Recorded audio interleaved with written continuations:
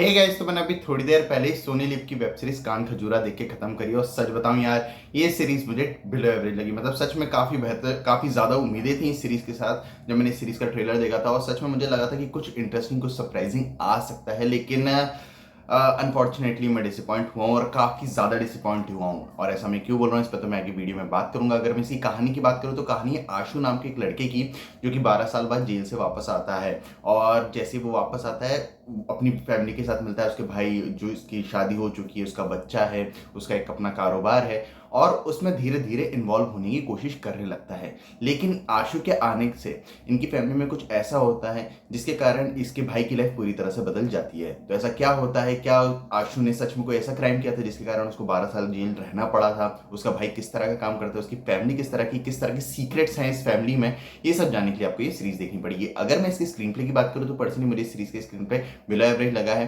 क्योंकि अगर आप लोग इसका प्रेमाइज समझोगे तो आप सोचोगे कि इस स्टोरी पे काफी अच्छी सीरीज बनाई जा सकती है और सच में काफी ज्यादा लेयर्ड स्टोरी हो सकती है। लेकिन ऐसा राइटर्स करने में फेल हुए, क्योंकि जिस तरह से सीरीज स्टार्ट होती है, अपनी पूरी सिचुएशन को स्टैब्लिश करती है, कैरेक्टर साथ इंट्रोड्यूस करा जाता है, बताया जाता है कैरेक्टर्स किस तरह की किस सिचुएशन में क्या कुछ कर रहा है, वो सारी चीजें ठीक ठाक हैं। आपका स्टार्टिंग में इस सीरीज में ठीक ठाक से कनेक्शन बिल्ड होता है, लेकिन फिर जिस तरह से ये सीरीज आगे बढ़ती है, अपनी पूरी सिचुएशन को एक्सपांड करती है, अपने क्लाइमेक्स तक पहुंचती है, वो सारी चीजें इतनी इंटरेस्टिंग वे में नहीं लिखी गई हैं कि हम पूरे टाइम सीरीज में इन्वेस्टेड रहें और जानना चाहें कि बाकी क्या होने वाला है और कैसे होने वाला है।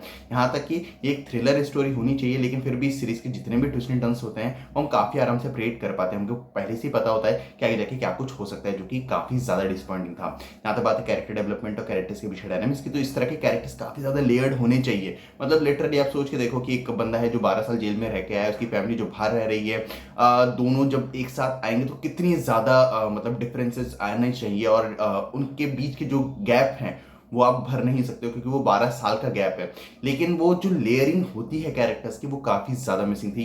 ये सारी कैरेक्टर्स काफी ज्यादा मोनोटोनस हमें लगते हैं, जिसके कारण जो इन्वेस्टमेंट होना चाहिए हमारा इन कैरेक्टर्स के साथ, हमारा जो अटैचमेंट होना चाहिए वो नहीं हो पाता है, जो कि काफी बुरी बात थी। जो कैरेक्टर्स के पीछे डायनामिक्स है वो भी मुझे बस ठीक ठाक से ही लगे हैं। और भी काफी सारी चीजें जिन पे बात की जा सकती है, लेकिन अगर मैं इन चीजों पर बात करने का तो काफी ज्यादा स्पॉइलर दे बैठूंगा, इसलिए मैं इन चीजों पर बात नहीं कर रहा हूँ। बात करो एक्टर्स की परफॉर्मेंस की, तो सब एक्टर्स का काम अच्छा है। फिर जाए किसी की बात करो, पर्सनली सभी एक्टर्स ने ट्राई करा अपना बेस्ट देने का, लेकिन हाँ, कहीं ना कहीं वो हिट एंड मिस रहा है।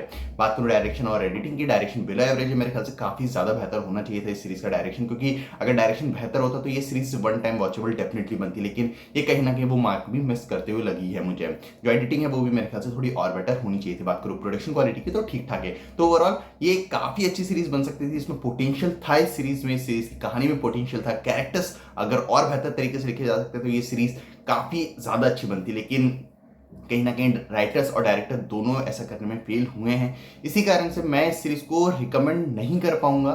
ऑल दो अगर मैं अभी से स्टोरी के बारे में सोचूं तो स्टोरी काफी इंटरेस्टिंग डेफिनेटली है। अगर आप चेक करना चाहो तो आप देख सकते हो, लेकिन जितना समय आपको लगेगा उस सीरीज को देखने के लिए, उतना समय के लिए वो वर्थ इट नहीं रहा है। इसी कारण से मैं इस सीरीज को रिकमेंड नहीं कर पा रहा हूं। लेकिन फिर भी अगर आपको ये सीरीज देखना चाहते हो तो आपको कौन नहीं रोक सकता है। और अगर आप लोगों ने सीरीज देख ली तो मुझे कमेंट्स में जरूर बताना कि आपको ये सीरीज कैसी लगी। बाकी मिलते हैं अगली वीडियो में, तब तक के लिए जय हिंद, जय भारत।